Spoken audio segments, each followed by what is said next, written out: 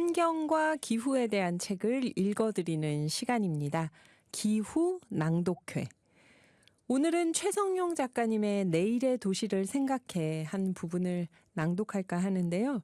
이 책은 어떻게 해야 더 나은 도시, 지속 가능한 도시가 될까, 최성용 작가님의 고민을 엿볼 수 있는 책입니다.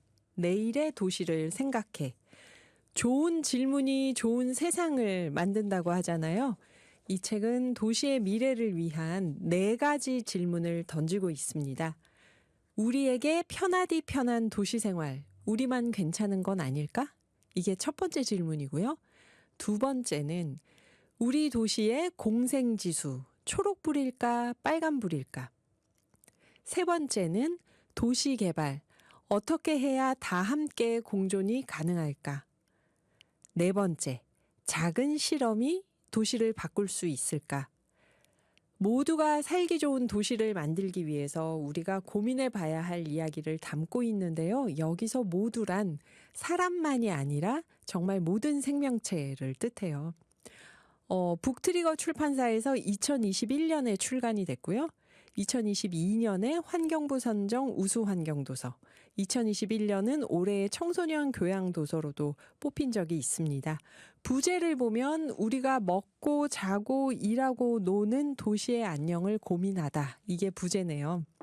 오늘 1부, 2부 자연학교에서 최성용 선생님과 여러 이야기 나눠봤는데요.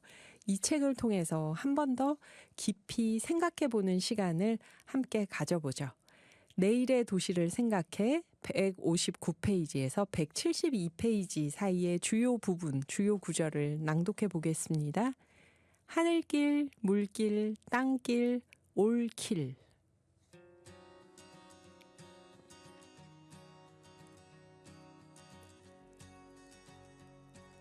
기찻길 옆 오막살이 아기아기 잘도 잔다. 칙폭 칙칙폭폭 칙칙폭폭 칙칙폭폭 기차 소리 요란해도 아기아기 잘도 잔다. 이런 동요가 있죠. 기찻길 옆.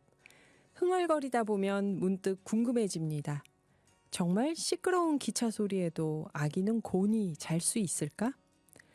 기찻길 옆 오막살이에서도 잠을 잘 자는 아기는 소음에 이미 적응한 상태겠지만 엄밀히 따지면 그런 시끄러운 곳에는 집을 지으면 안 됩니다.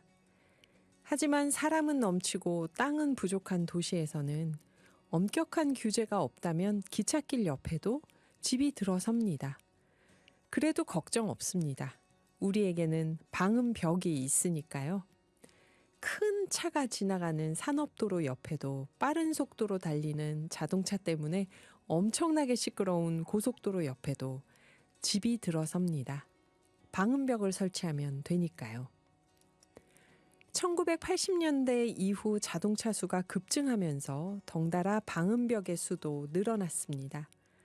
방음벽은 소음을 막는 것은 어느 정도 성공했지만 도시 환경에는 악영향을 끼쳤습니다. 도시 곳곳에 세워진 높고 기다란 철제 방음벽은 마치 성벽같이 안과 밖을 분리했거든요. 회색의 높고 길고 볼품없고 지저분한 성벽이 도시 곳곳에 칸막이를 쳐놓은 것 같았습니다. 건물과 건물 사이에 높은 벽을 세우니 건물은 도시로부터 더욱 고립됐습니다. 거리에서는 방음벽 안쪽에서 무슨 일이 일어나는지 알 수가 없었습니다. 방음벽 안과 밖에 시선이 분리되자 고립된 사람들은 불안했습니다. 고립된 사각지대는 치안도 허술하고 도난 사건이 일어나기도 쉽거든요. 방음벽은 소리만 막은 게 아니라 거리와 건물, 건물과 사람 사이도 막아섰습니다. 방음벽의 문제점이 하나 둘 드러났습니다. 하지만 집 안으로 밀려오는 소음을 막아주는 방음벽을 포기할 수는 없었습니다. 신경을 거스르는 소음 속에서 살 수는 없으니까요. 시끄럽다는 민원이 들어오면 방음벽 설치만큼 효과적인 대응책도 없었습니다. 소음이 심한 도로변이나 철길 주변에도 방음벽을 세우면 아파트를 지을 수 있었고요. 이 간단한 해결책을 버리기 힘들었죠. 괜히 어렵게 소리 자체를 줄이려고 노력하거나 소리를 고려한 도시계획을 할 필요가 없었습니다. 게다가 사람들이 지적하는 문제점은 대부분 미관을 해친다, 시선을 막는다, 이런 거였어요. 그래서 미관을 해치지 않고 시선을 막지 않는 방음벽을 생각했습니다. 퉁음형 방음벽이 등장했죠. 투명 방음벽과 통유리 건물이 대거 등장하면서 새들의 길까지 막게 됐습니다. 하늘을 자유롭게 날아다니는 새들의 길까지 인간이 가로막게 될 줄은 몰랐을 겁니다. 하지만 답답함을 벗어나고 싶은 마음에 왠지 멋져 보여서 설치한 투명 방음벽과 통유리 외벽 건물은 그 어려운 일을 해냈습니다. 이로써 인간은 동물의 하늘길, 바닷길, 땅길을 모두 막아버렸습니다. 사람들은 자신이 설치한 시설물이 동물의 길을 막을 수 있다는 건 뒤늦게 알아차렸죠. 사실 어떤 새로운 물건이 세상에 나왔을 때 그 부작용을 바로 알기는 쉽지 않습니다. 그래서 물건이 도입되고 나서 한참 뒤에 물건의 사용과 관련한 규범이 하나 둘씩 생기곤 하죠.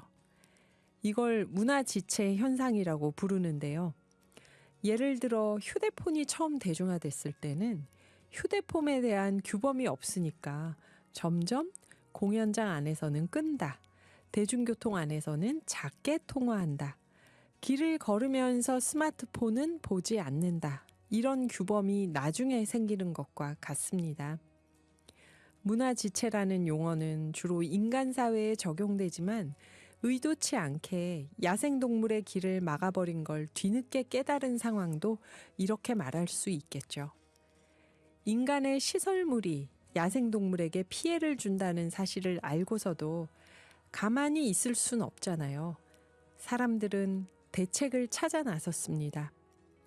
야생동물의 서식지가 도로 때문에 단절된다고 하자 도로 위아래로 생태 통로를 만들었습니다. 조류의 투명창 충돌을 막기 위해서는 버드세이버를 대안으로 여겼습니다. 일종의 스티커인데요. 모든 투명 방음벽에 버드세이버가 부착된 건 아니고요. 또 생태 통로 효용성에 대한 의문이 해마다 제기되고 있지만 어쨌든 문제를 인지하고 고치기 위해서 노력한다는 건 참 다행스러운 일입니다. 하지만 할 때 제대로 해야죠. 그렇지 않으면 실질적인 효과도 없고 노력했다는 사실 자체로 면죄부가 되어서 문제를 더 흐려놓기 때문입니다. 인간은 편의를 위해서 도시에 시설물을 설치합니다. 동물의 목숨을 일부러 희생시키겠다고 도로를 깔거나 건물을 올리는 사람은 없겠죠. 하지만 의도하지 않았다 해도 동물의 생존이 위협받는 결과가 나타났습니다. 뒤늦게 알아차린 우리는 문제를 제기하고 조금씩 고쳐나가고 있습니다. 이제 도시에 사는 인간이 느끼는 불편함이나 답답함 정도의 감정, 특정 건축 재료의 유행만으로도 야생동물의 삶과 죽음을 결정지을 수 있는 시대가 됐습니다. 인간의 힘이 그렇게까지 커져버렸습니다. 지금 이 글을 쓰고 있는 저도, 글을 읽고 있는 여러분도 그런 인간 중 한 명입니다. 혹시 지금 우리의 사소한 취향이나 취미, 습관이 동물의 삶 전체를 뒤흔들고 있는 건 아닐까요? 우리는 자연 앞에서 조금 더 겸손해질 필요가 있습니다. 네, 최성용 작가의 내일의 도시를 생각해 였습니다.